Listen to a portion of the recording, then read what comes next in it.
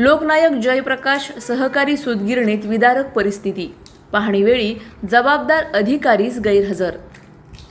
नंदुरबार जिल्ह्यातील शहादा तालुक्यात उंटावद होळ येथील लोकनायक जयप्रकाश सहकारी सूतगिरणीच्या 22 जुलै रोजी होणाऱ्या ऑनलाईन लिलावाच्या पार्श्वभूमीवर सभासद व शेतकऱ्यांनी सूतगिरणीची पाहणी केली। मात्र पाहणी दरम्यान एकही जबाबदार अधिकारी, कर्मचारी किंवा संचालक उपस्थित नसल्याने सभासदांनी तीव्र नाराजी व्यक्त केली। पाहणीत अनेक यंत्रसामुग्री व साहित्य गायब असल्याचे तसेच परिसरात जनावरे बांधलेली असल्याचे निदर्शनास आले। बाजार समितीचे सभापती अभिजित पाटील यांनी संचालक मंडळाच्या निष्क्रियतेमुळे कोट्यवधी रुपयांची मालमत्ता लिलावाच्या टप्प्यावर आल्याचा आरोप केला। लिलावानंतरही सूतगिरणी सुरू करण्यासाठी शासन, NCDC बँक आणि संबंधित मंत्र्यांशी चर्चा करून प्रयत्न सुरू ठेवणार असल्याचे त्यांनी सांगितले। तसेच सूतगिरणीची खरी आर्थिक स्थिती सभासदांसमोर मांडावी, अन्यथा कायदेशीर लढा उभारण्याचा इशाराही त्यांनी दिला। सलाउद्दीन लोहार, नंदुरबार, न्यूज 24।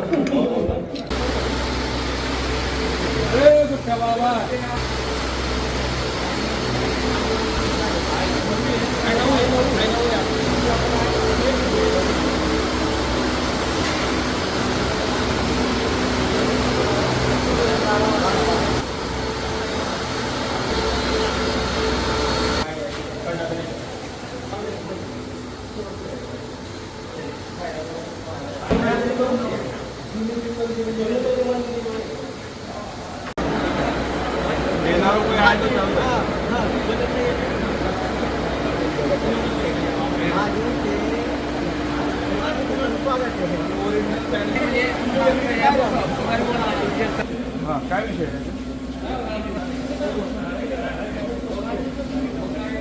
तो जावरे साहेबाला बोलून घेतला।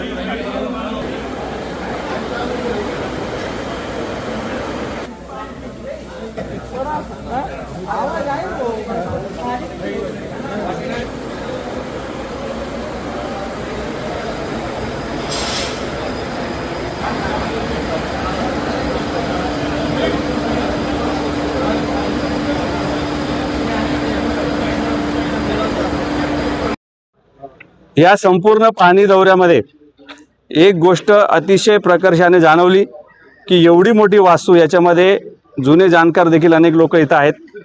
सूतगिरणीच्या जेव्हा चांगल्या काळामध्ये ज्या गोष्टी सुरू होत्या, मग जिनिंग असेल, त्या सर्व मशिनरी विकल्या गेलेल्या आहेत। सर्व भंगार आपण जो म्हणतो तो देखील काढण्यात आलेला दिसतो, काहीच दिसत नाही। इथं ही सूतगिरणी गुरांसाठी छावणी केलेली आहे की काय, अशा प्रकारची परिस्थिती इथे दिसून आली। चारा आहे, गुरंढोरं आहेत, परंतु माणसं नाहीत, कोणी जबाबदार व्यक्ती नाही। ऑफिसेसमध्ये कोणीही नाही, फक्त लाईट चालू करून ठेवलेलं आहे।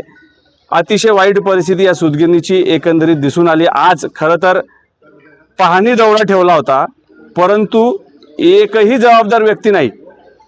आणि मुख्य ऑफिस आम्ही बघितलं, इतर सर्व जेवढे रूम्स आहेत बघितलं, कधी काळी सुवर्ण काळ सुरू असताना इथं 26 युनिट्स होते। जिनिंग मोठ्या प्रमाणामध्ये सुरू होती, ते सर्व ट्रान्सफॉर्मर्स असतील, मशीन्स असतील, हे सगळे विक्रीला निघालेलं आहे किंवा विकलं गेलेलं आहे। कोणी विकलं, काय विकलं, याच्या बाबतीमध्ये अनेक लोकांचे मतप्रवाह आहेत, परंतु एकंदरीत असं दिसतं की अतिशय बेजबाबदारपणे ही सूतगिरणीचा कारभार मागच्या अनेक वर्षापासून सुरू आहे आणि म्हणूनच आज लिलावापर्यंत ही परिस्थिती आली। खरंच जर कधी संचालक मंडळ सिरियस असतं, निवडून आल्यानंतर जेवढ्या उत्साहाने त्यांनी याच मंदिरामध्ये आरती केली, तेवढ्या उत्साहाने जर थोडाफार जरी बदल करण्याचा प्रयत्न या सूतगिरणीमध्ये केला असता तर निश्चितपणाने ही सूतगिरणीचे चांगले दिवस आले असते। परंतु आज आम्हाला कळतंय की मागच्या 2.5 वर्षामध्ये साधी भेट देखील सूतगिरणीच्या संचालकांनी या परिसरामध्ये दिलेली नाही आहे आणि म्हणूनच एक प्रकारे जनावरांसाठी ही सूतगिरणी आहे की काय, अशा प्रकारची परिस्थिती निर्माण झाली। अतिशय दुःख सर्वांनाच बघितल्यावर झालेलं आहे। त्यामुळे भविष्यामध्ये देखील काम करत असताना, पुन्हा ही सगळी सूतगिरणी उभी करत असताना विद्यमान संचालकांनी थोडंफार तरी मनावर घ्यावं आणि आपल्या जबाबदारीची जाणीव ठेवावी, एवढंच मी सर्व सभासदांच्या वतीने आवाहन करणार आहे। धन्यवाद। लोकनायक जयप्रकाश नारायण शेतकरी सहकारी सूतगिरणी, कमलनगर, उंटावद होळ, तालुका शहादा, जिल्हा नंदुरबार या सूतगिरणीच्या प्रांगणामध्ये आम्ही सर्व या सूतगिरणीचे सभासद, परिसरातील शेतकरी आणि बांधवांच्या सोबत पत्रकारांच्या उपस्थितीमध्ये आणि पोलीस प्रशासनाच्या उपस्थितीमध्ये या संपूर्ण वास्तूची आम्ही पाहणी केली। सर्वप्रथम मी विद्यमान चेअरमन आणि संचालक मंडळाचे आभार व्यक्त करतो की त्यांनी कुठलाही अडथळा न आणता सर्व सभासदांना आणि आम्हाला त्या सूतगिरणीची व्यवस्थित पाहणी करण्याची संधी उपलब्ध करून दिली. परंतु दुःख ह्या गोष्टीचं आहे की आज 100-150 कोटीच्या वर लिलावाला निघालेली ही सूतगिरणीच्या बाबतीमध्ये माहिती द्यायला एकही जबाबदार अधिकारी इथं उपस्थित नाही. NCDC बँकेच्या अधिकाऱ्यांना आम्ही विचारलं तर इथं कोण राहील तर त्यांनी आम्हाला MD साहेबांचं नाव सांगितलं, परंतु MD साहेब आजारी असल्यामुळे ते इथं उपस्थित नाही. संचालक मंडळ विद्यमान यांच्यापैकी कोणी उपस्थित नाही. कोणीही या सर्व सूतगिरणीची वस्तुस्थिती, आर्थिक काय परिस्थिती आहे याच्या बाबतीमध्ये कोणीही माहिती द्यायला तयार नाही. आज या सूतगिरणीच्या परिसरामध्ये संपूर्ण पाहणी करत असताना अतिशय विदारक चित्र बघायला मिळालं. संचालक मंडळ जे नवीन निवडून आलं होतं 2024 मध्ये, यांनी कदाचित एकदाही पाय ठेवलेला नसावा अशा प्रकारची परिस्थिती आहे. जे नवीन युनिट सूतगिरणीचं आहे, जे असं म्हणतात की अतिशय अद्ययावत होतं, तिथं थोडेफार 2-4-8 कर्मचारी 2-3 महिन्यापासून कामाला येतात असं त्यांनी चित्र निर्माण केलं. परंतु एकंदरीत या सूतगिरणीला चालू करण्यासाठीचा कुठलाही प्रयत्न विद्यमान संचालकांकडून झालेला दिसून येत नाही. आम्ही परवा जी मीटिंग सर्व शेतकऱ्यांची सभासदांची घेतली त्याच्यामध्ये अतिशय स्पष्टपणे सांगितलं की विद्यमान संचालकाला ही सूतगिरणी सुरू करण्यासाठी आम्ही सर्वतोपरी सहकार्य करायला तयार आहोत. त्यांच्या खांद्याला खांदा लावून ही सूतगिरणी आपण सर्वांनी पुन्हा उभारणी केली पाहिजे अशा प्रकारचं आव्हान वारंवार केल्यानंतर देखील कोणीही जबाबदार संचालक, कोणीही जबाबदार या संस्थेच्या वतीने बोलायला तयार नाही. ही अतिशय मोठी शोकांतिका या परिसरातील शेतकरी आणि सभासदांची आहे. आता पुढील दिशा घेत असताना उद्या म्हणजे परवा 22 तारखेला या सूतगिरणीचं ऑनलाईन ऑक्शन आहे.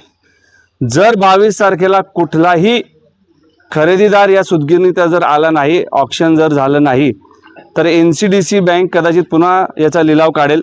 आम्ही NCDC बँकेसोबत पुन्हा चर्चा करायला जाणार आहोत. परंतु 22 तारखेचा निर्णय जोपर्यंत होत नाही, जोपर्यंत आपल्याला कळत नाही की ही सूतगिरणी कोणी घेतलेली आहे, तोपर्यंत आपण पुढचा निर्णय घेऊ शकत नाही. परंतु या शेतकरी सूतगिरणीमध्ये ज्या सभासदांचे अधिकार आहेत, ज्या शेतकऱ्यांचे पेमेंट्स बाकी आहेत, ज्या कर्मचाऱ्यांचं जुनं पगार असतील, त्यांचं प्रोव्हिडंट फंड असतील, या सगळ्या गोष्टी जे देणे आहेत, अनेक लोकांनी ही सूतगिरणी चालू राहण्यासाठी पैसे दिलेले आहेत. ही वस्तुस्थिती नक्की काय आहे, नक्की घेणं आणि देणं या सूतगिरणीवर कोणाचं आहे हे काहीच कळायला मार्ग नाही. कोणी सांगायला बोलायला तयार नाही, अशी विचित्र परिस्थिती तयार झालेली आहे. म्हणून 22 तारखेच्या नंतर कुठल्या पद्धतीने मग कायदेशीर लढाई लढण्यासाठी आम्ही सभासदांच्या वतीने, शेतकऱ्यांच्या वतीने कोर्टामध्ये पिटिशन दाखल करणार आहोत. आम्ही या देशाचे सहकार मंत्री, ज्यांच्या अखत्यारीत NCDC बँक करते, मान्य या देशाचे गृहमंत्री अमित शाह यांना देखील आम्ही पत्रव्यवहार करणार आहोत.